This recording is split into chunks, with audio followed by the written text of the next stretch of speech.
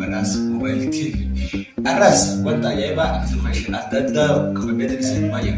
Kanaaf qophiin teessumaan fakkaata YouTube kiyya bakka waan hin galaqqisiif sulleen daawwatamaa jirtu akkasumatti haa ta'u subscribe illee jettu dhaabba subscribe godhaa waan namaan tana gadhiisu jechuun waan hundi inshallah rabbiyyee fuulduraaf waan adda addaa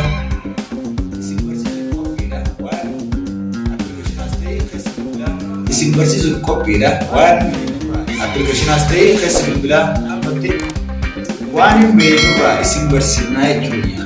Kanaaf YouTube ta'e subscribe godhuu maaf dagatta viidiyoon ta'e daawwatamaa jirtu waan ta'eef appilikeeshina adda addaa kana linkii jedha isiniif kaa akkasumatti maqaa isaa kaastoorii jalatti kan barreessitanii buustaniis isiniif hima. Akkasumatti linkii telegiraam yaallee YouTube jala isiniif kaa. Kanaaf YouTube kiyya subscribe godhaan jabeessaa akkasumatti gama tiktookiinis godhaas Mobile TV jedhu jira.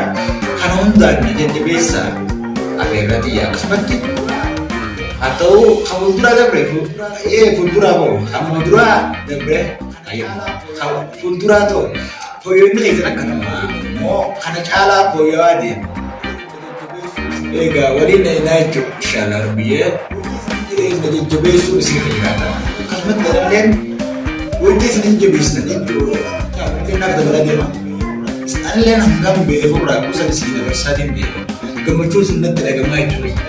Waggaa YouTube kiyya subscribe ta'e akkasumatti viidiyoon xiyyan daawwatame maaltu natti dhagama? Fakkeenyaaf mataa keessan mataa keessanitti maaltu nama dhagamaa jechuudha. Kanaaf gadda yookaan bifannaatu nama dhagama. Oggoo waan ati gammachiisu takka lammiin dhibboota qaba jettee itti gammaddaa jechuudha. Lammiin dhibboota qaba jettee itti gammaddaa waan gadi guddaa yeroo takka keessa si daawwatanii bakka guddaan si gaara. Kanaaf mootumti yeroo isaan inni jajjabeessitan allee jabaachaa hin ta'e malee laaffachaa hin ta'e. Yoo mootumti isin na laaffiftan andarnaan laaffachaa deemaa jechuudha. Kanaaf na jajjabeessaa subscribe godhaa. Biqiltuu adda addaa hedduu jira. Wanti barnoota aadaa kanallee kan aadaan maal fa'a? Aadaa Oromoo aadaa saba keenyaatti nu beekna. Fakkeenyaaf sabni tokko saba Oromoo ta'ee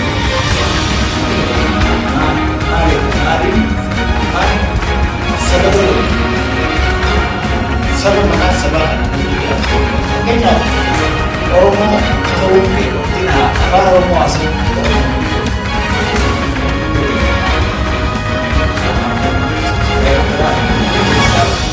inshallah hanga walitti